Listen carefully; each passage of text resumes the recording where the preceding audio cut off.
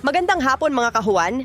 Sa paglubog ng araw, habang unti-unting dumidilim at pinapalamig ng dapit hapon ang ating kapaligiran, narito na naman ang weather ni Juan upang magbigay ng pinakahuling balita tungkol sa ating panahon. So sit back, relax at panoorin ang ating pinaka-latest na weather update. Magandang hapon. Narito ang weather update sa araw ng Huwebes, October 26, 2023.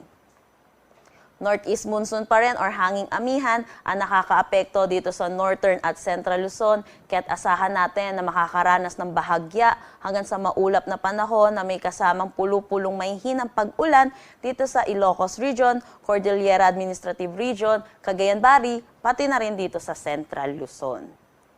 Samantala, meron tayong binabantayang low pressure area dito sa labas ng ating Philippine Area of Responsibility. At ito'y huling namataan sa laing 2,210 km east ng northeastern Mindanao. Nananatili naman mababa ang tsansa nito na maging isang ganap na bagyo. Pero kung makikita natin dito sa satellite imagery na may mga kaulapan dito sa Mindanao, dala ito ng trough or yung extension nitong low pressure area. Kaya dito sa Davao at Caraga, asahan natin na magiging maulap ang kanilang panahon na may mga kasamang kalat-kalat na pag-ulan. Dito naman sa Metro Manila at nalalabing bahagi ng ating bansa, asahan natin ang maaliwalas na panahon pero hindi mawawala ang mga tsansa ng localized thunderstorm lalo na sa hapon at sa gabi. Para naman sa panahon natin bukas dito sa Luzon, asahan pa rin natin na malaking bahagi ng Northern Luzon ang makakaranas pa rin ng bahagya hanggang sa maulap na panahon na may mga pulu-pulong mahihinang pag-ulan, dulot pa rin ng Northeast monsoon or ng hanging amihan. Para naman sa nalalabing bahagi ay asahan natin ang generally fair weather na may mga tsansa ng localized thunderstorms.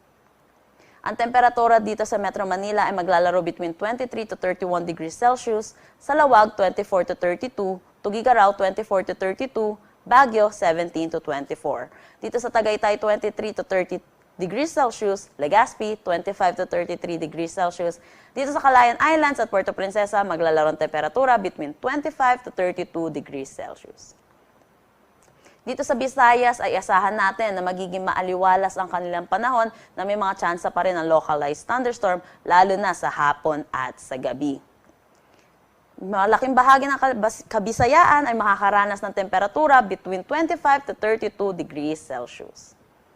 Dito naman sa Mindanao, itong eastern section ng Mindanao ay asahan natin na magiging maulap ang kanilang panahon pa rin na may mga kasamang kalat-kalat na pag-ulan, dulot pa rin netong trough or extension netong low pressure area.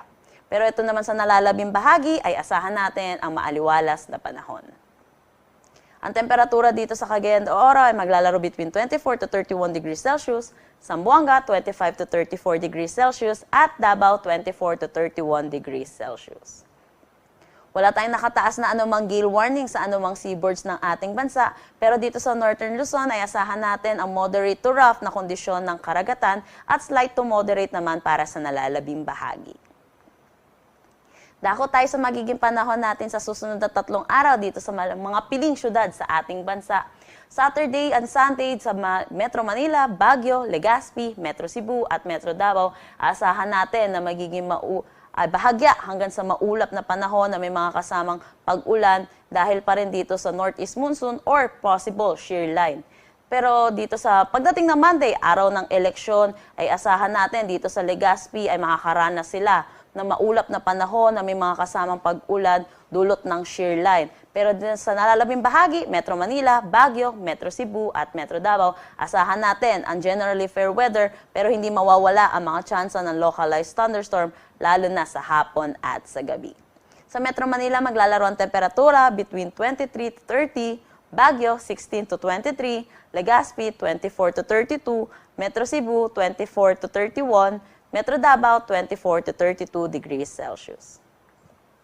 Ang sunset mamaya ay 5:31 p.m. at ang sunrise bukas ay 5:50 a.m. Mga kabuuan, dito po nagtatapos ang ating huling update tungkol sa panahon para sa araw na ito.